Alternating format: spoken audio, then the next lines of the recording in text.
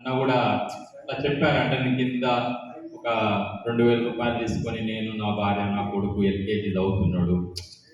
అది నేను జీవితాంతం గుర్తుపెట్టుకుంటా. మనం చేసే పనులు అక్కడ చేసాం ఇంతమంది అని దానికంటే కూడా అట్లా నేను వచ్చాను, మళ్ళీ నా కొడుకుకి నేను ఇవ్వాల్సిన అవసరం ఏం లేదు కాబట్టి నేను సమాజానికి చేస్తున్నా అన్న ఒక మంచి భావాన్ని మనం వారి నుంచి మనం అందరం కూడా స్వీకరించాలి. సమాజంలో ఇది లేదు.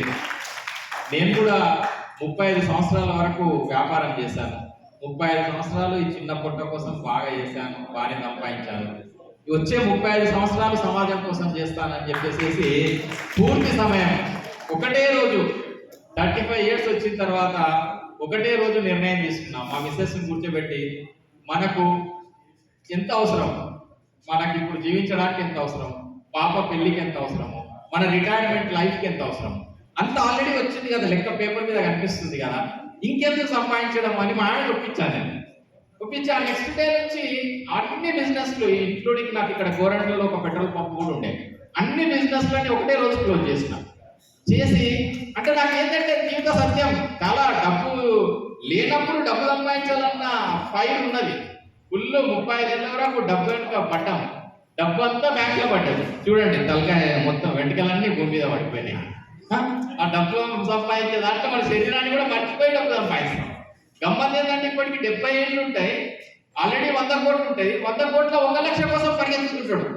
ఎందుకు 1 లక్ష కోసం 100 కోట్లు ఏం చేస్తాం అన్న దానికి మీనింగ్ లేని ఈ సమాజంలో అంటే ఇదంతా దీని ఒక రోజులో వచ్చింది కాదు. సమాజము డబ్బుకి ప్రయారిటీ ఇస్తుంది కాబట్టి అందరూ డబ్బు వైపు పరిగెత్తుతున్నాం. ఇంతకుముందు ఎవరైనా సడన్ గా ఊరికి ఒక పెద్ద కార్ తీసుకొని వచ్చేస్తే మా ఈ దొంగనా కొడుకు ఉండో దోషి వచ్చి ఉన్నాడు అని అన్నట్టు. ఇప్పుడు అది లేదు. వాడు ఎవడైతే కార్లు వస్తుందో వాడికి స్వాగతం పలుకుతున్నాడు. వాడు ఎట్లా సంపాదించిన దానికి సంబంధమే లేకుండా అంత దుర్మార్గమైన సమాజం. ఇంకా అసలు జైలుకి పోయే ముందు చెయ్యి ఊపి, జైలుకి వచ్చినాక చెయ్యి ఊపడం అంత దౌర్భాగ్యం ఇంకోటి ఏం లేదు. ఎంత సిగ్గుతో తలకించుకోవాల్సిన ఆ పరిస్థితిని చెయ్యూపి ర్యాలీలు తీసుకుంటే ఇంకా మనం సమాజం దేనికి ప్రయాణం వస్తుంది. ఈరోజు ఉపాధ్యాయుడు కూడా ఎంతో మందిలో స్ఫూర్తి నింపాల్సిన ఉపాధ్యాయుడు కూడా డబ్బు విలువ ఉంది కాబట్టి అతను కూడా డబ్బు వైపే పరిగెత్తా ఉన్నాడు. కాబట్టి వాటన్నింటికీ దూరంగా మీరందరూ కూడా ఏదో ఒకటి చేయాలన్న ఒక మంచి ఆలోచనతో నేను 35 ఏళ్ళు నా కోసం చేసిన 70 ఏళ్ళ వయసు అనుకుంటే 35 నా కోసం చేసిన 30 వస్తాయి. అందులో 2.5 సమాజానికి, 2.5 మా పాప అంటే కుటుంబానికి. అంటే నేను ఒకటే సంతానం అనేది కూడా పెళ్ళికి ముందే మా మిస్సెస్తో మాట్లాడి నాకు వ్యక్తిగత జీవితం కంటే సామాజిక కొంత ఉంది, నువ్వు ఏమంటావు అంత ముందే కొన్ని ప్లాన్ చేయాలి. ముందు ప్లాన్ చేయకపోతే రోజు ఇంట్లో లేదు, దాన్ని తట్టుకోలేము.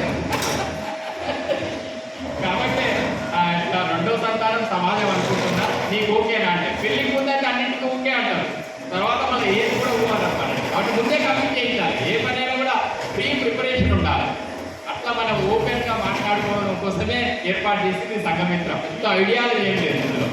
ఎందుకంటే జైల్లో కలిసిన దొంగలు కూడా భోజనం లైన్లో కానీ బాత్రూమ్ లైన్లో కానీ నాలెడ్జ్ షేర్ చేసుకుంటాం. అరే ఇప్పుడు ఎట్లుంది ఏం కదా అంటే అంత రోజులు మారిపోయి మనం ఇలా చేయించడానికి చేస్తే మన ఎఫర్ట్ అంతా వేస్ట్ అయిపోతుంది. ఎందుకంటే అది రోడ్డు కోడ్ అన్న విషయాన్ని నాలెడ్జ్ షేర్ చేసుకొని చేయించడానికి కావట్లేదు. ఎందుకంటే అంతా రోడ్డు కోడ్ వేసుకుంటున్నారు. కాబట్టి ఎవరు అంటే నాలెడ్జ్ షేర్ చేసుకుంటున్నారు. అని మంచి చేసే వాళ్ళు మాత్రం ఒక చోట కలవరు. మంచి చేసే వాళ్ళు మాత్రం ఎవరి ఈగోస్ వాళ్ళకే ఉంటాయి. నేను చేసే హెల్తే చాలా గొప్ప పని, నేను చేసే అన్నదానమే చాలా గొప్ప పని, నేను చేసే